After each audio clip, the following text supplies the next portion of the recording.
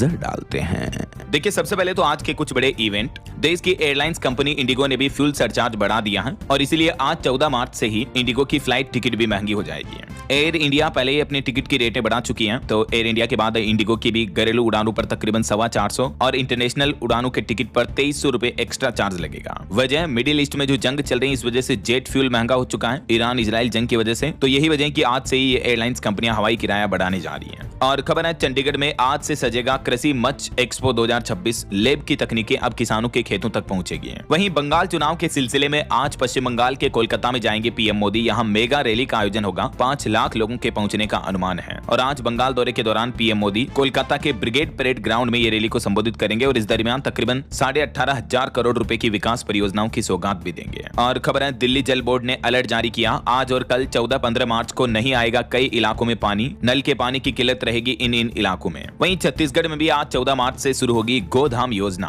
राज्य भर में 29 गोदामों का उद्घाटन किया जाएगा। बिलासपुर से मुख्यमंत्री विष्णुदेव साय इनका शुभारंभ करेंगे। राज्य में जो निराश्रित गुमंतु गोवंश होते हैं, उनके लिए राज्य सरकार द्वारा ये गोधाम योजना शुरू की जा रही है। वहीं दिल्ली वालों के लिए एक अच्छी खुशखबरी है, आज 14 मार्च को चालान 75% तक माफ करवाने का मौका है। दिल्ली के कई इलाकों में आज स्पेशल लोक अदालत का आयोजन होने जा रहा। तो अगर आपकी भी गाड़ी, कार, बाइक वगैरह पर ट्रैफिक चालान बकाया है, तो आप 75% तक कम चालान भर सकते हैं और अपने बकाया चालान को निपटा सकते हैं। और आज 14 मार्च से ही खर मास की शुरुआत भी हो जाएगी। तो अब अगले 1 महीने तक शादी, विवाह, मुंडन संस्कार जैसे मांगलिक कार्यों पर रोक रहेगी। 20 अप्रैल के बाद से फिर शुभ मुहूर्त शुरू होंगे, वरना आज 14 मार्च से लेकर 14 अप्रैल तक खरमास रहेगा। चलिए आगे बढ़ते हैं अपन खबरों में। सबसे पहले ईरान इजराइल जंग पर कुछ अच्छी खबरें आ रही। देखिए आप, स्ट्रेट ऑफ हॉर्मुज से अब भारत के तेल के टैंकर गुजर पाएंगे। ईरान की तरफ से ऑफिशियली ये बड़ा ऐलान कर दिया और भारत की बड़ी कूटनीतिक जीत देखने को मिली है इन युद्ध के हालातों के बीच। प्रधानमंत्री नरेंद्र मोदी और ईरान के राष्ट्रपति के बीच फोन पर बातचीत हुई और उसके बाद आखिरकार ईरान के राजदूत ने भी यह सहमति जताई। ईरान के राजदूत का कहना है कि भारत हमारा मित्र है, भारत के लिए खुलेंगे हॉर्मुज के दरवाजे। ईरानी राजदूत ने इंडिया को दोस्त बताया। भले ही अभी ईरान, इजराइल, अमेरिका इन देशों के बीच तनाव जारी है और इस बीच ईरान ने दुनिया भर के देशों के लिए हॉर्मुज रूट से तेल के टैंकरों की आवाजाही बंद कर रखी है, लेकिन ईरान का कहना है कि भारत हमारा दोस्त है और दोनों देशों के हित एक समान है। तो अच्छी बात यह है कि अब आखिरकार पश्चिम एशिया संकट के बीच ईरान ने हॉर्मुज जल डमरू मध्य से 2 और भारतीय एलपीजी टैंकरों को भी गुजरने की अनुमति दे दी है। तो इससे भारत में पेट्रोल, डीजल और एलपीजी की जो किल्लत देखने को मिल रही है, उसमें राहत मिलेगी। मीडिया रिपोर्ट्स में यह दावा किया जा रहा। न्यूज एजेंसी रॉयटर्स ने भी अपनी रिपोर्ट में यह दावा किया है भारत ईरान के बीच रिश्तों को लेकर। वहीं इस बीच अमेरिकी राष्ट्रपति डोनाल्ड ट्रंप ने भी जीत का ऐलान कर दिया, मगर जंग अभी भी अधूरी है। हॉर्मुज से तेल संकट तक 7 वजह बता रही कि ईरान युद्ध का असली गेम अभी भी बाकी है। ईरान के खिलाफ अमेरिका ने जो ऑपरेशन एपिक फ्यूरी चला रखा है, उसको 2 सप्ताह से भी ज्यादा समय हो चुका है। और इस बीच अमेरिकी राष्ट्रपति डोनाल्ड ट्रंप ईरान पर अपनी जीत का भी दावा कर रहे हैं, लेकिन जमीनी हकीकत कुछ और ही बयां कर रही है कि ये युद्ध, ये लड़ाई और लंबी छिड़ सकती है। अमेरिका ने अपने दावे में बताया कि हमने ऑपरेशन एपिक फ्यूरी के दौरान ईरान में 6000 से भी ज्यादा ठिकानों पर हमला किया, 60 जहाज और 30 बारूदी सुरंगों को भी नेस्तनाबूद कर दिया।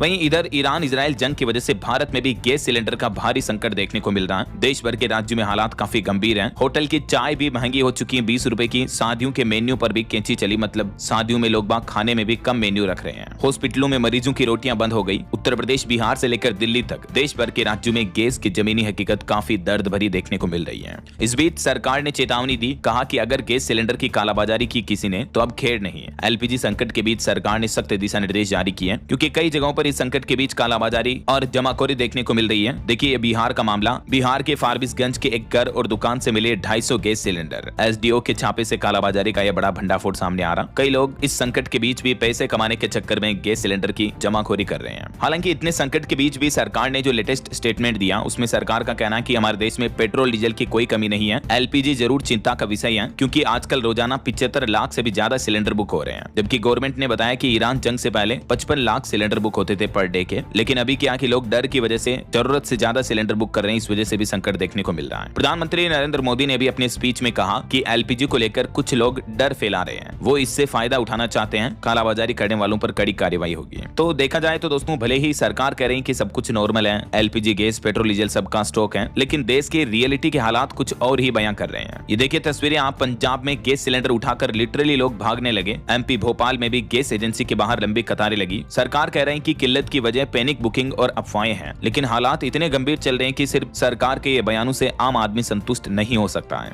यही वजह है कि एलपीजी संकट पर संसद भवन में भी विपक्ष ने नारेबाजी की। वित्त मंत्री निर्मला निर्मला सीतारमण बोली कि इस मुश्किल के समय में देश के साथ खड़े हो। वहीं सदन में मुख्य चुनाव आयुक्त को हटाने का नोटिस भी जारी हुआ। एलपीजी संकट के बीच देश के अलग अलग राज्यों की कुछ ग्राउंड रिपोर्ट्स देखे दोस्तों। पंजाब में लाइन में लगे एक बुजुर्ग की हार्ट अटैक से मौत हो गई। अमृतसर में झड़प देखने को मिली। मोहाली में कालाबाजारी पकड़ी गई। लुधियाना में भगदड़ मच गई। चंडीगढ़ में भी पुलिस की निगरानी में लोगों को गैस सिलेंडर दिए जा रहे हैं। और एक ऐसी ही घटना उत्तर प्रदेश में भी देखने को मिली। यूपी के फर्रुखाबाद में भी गैस एजेंसी के बाहर एक बुजुर्ग की हार्ट अटैक से मौत हो गई। 76 साल के बुजुर्ग की लाइन में खड़े थे, तब तबियत बिगड़ी और हार्ट अटैक की वजह से जान चली गई। और उत्तर प्रदेश की तो ये एक और घटना देखिए, गैस के चक्कर में एक महिला की जान चली गई। गैस सिलेंडर लेने जा रही थी अपने पति के साथ बाइक पर, तभी सड़क पर गिर गई तो पीछे से आ रहे वाहन ने कुचल दिया। कुल मिलाकर देखा जाए तो देश में गैस सिलेंडर को लेकर हालात काफी पैनिक चल रहे हैं। घंटों तक लोगों को लाइन में लगना पड़ रहा है। कुछ और अलग अलग राज्यों की स्थितियां देखिए आप। ग्राउंड रिपोर्ट आ रही है। उत्तर प्रदेश में तो गैस संकट की वजह से कई कारोबार भी ठप हो गए। चूड़ियों से लेकर पेठा बनाने की फैक्ट्रियां बंद हुई है। यूपी बुलंदशहर में 30,000 लोग बेरोजगार हो गए। मेरठ में 8,000 कारखानों पर भी संकट छाया हुआ है। इधर राजस्थान में भी गैस सप्लाई प्रभावित हुई। इस वजह से सड़क पर चूल्हा जलाकर रोटी सब्जी बनाई। विपक्षी कांग्रेसी कार्यकर्ताओं ने विरोध किया। एक पूर्व मंत्री तो ठेला चलाकर